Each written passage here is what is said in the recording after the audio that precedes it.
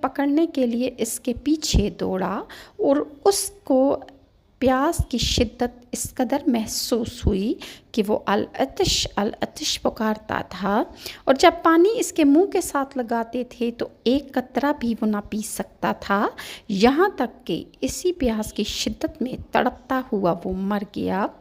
فرزند رسول کو یہ بات بھی پیش کرنی تھی کہ ان کی مقبولیت بارگاہ حق پر اور ان کے قرب و منزلت پر ان کے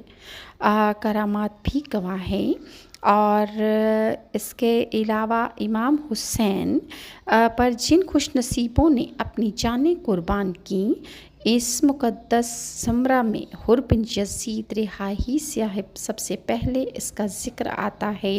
عبداللہ بن عمیر کلبی کی شجاعت اور بہادری کا منظر حر نے اپنی آنکھوں سے دیکھا تو دل میں خیال ہوا کہ کہیں حضرت امام حسین مجھ سے پہلے شہید نہ ہو جائیں۔ یہ سوچ کر حضرت امام علی سے اس نے اجازت لی اور دشمن کے سامنے پہنچے اور نہایت شجاعت کا مظاہرہ کرتے ہوئے 3 بھائیوں کو نارے جہنم کیا اور بہت پھرتی کے ساتھ لشکر سعد کے بائیں طرف حملہ کیا، اور انہوں نے بے انتہا جنگ کی۔ دشمنوں نے چاروں طرف سے آپ کو گھیر لیا اور وہ جان باز صادق داد شجاعت دے کر نواسہ رسول کے زانوِ مبارک پر انہوں نے جان قربان کر دی۔ آپ کے بعد حضرت مسلم بن اوسجع، بریر بن حفیر، حبیب بن مظاہر اسدی، دیگر رفقا نے اپنی اپنی جانیں قربان کر دی اور حضرت امام حسین کی خوشنودی کے مستحق ٹھہرے۔ کربلا کی تاریخ میں حضرت امام حسین کے ساتھیوں کی وفاداری کا یہ بہت بڑا کارنامہ رہا کہ جب تک ان میں سے کوئی ایک بھی باقی رہا، امام پاک کے خاندان کے کسی شخص کو انہوں نے میدان کارزار میں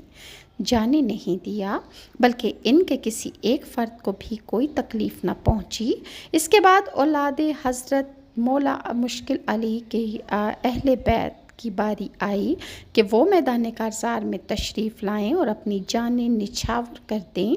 حضرت امام حسین کے رشتہ داروں میں سب سے پہلے حضرت عبداللہ بن مسلم بن عقیل نے حضرت امام علی مقام سے رائے حق میں قربان ہونے کی اجازت دی تو آپ کی آنکھوں میں آنسو آ گئے۔ حضرت امام حسین نے فرمایا، بیٹے، ابھی تو میں تمہارے باپ حضرت امام مسلم بن عقیل کی جدائی کا داغ بھی نہیں مٹا پایا، میں کس طرح تمہیں اجازت دے دوں کہ تم بھی جا کر شہید ہو جاؤ؟ تو حضرت عبداللہ نے عرض کیا، اے ابن رسول، آپ کو اس ذات معبود برحق کی قسم ہے جس نے آپ کے نانا جان کو حق کے ساتھ مبعوث فرمایا، آپ مجھے اجازت دے دیجئے، میرا دل اپنے باپ کے پاس جانے کے لیے بے قرار ہے۔ حضرت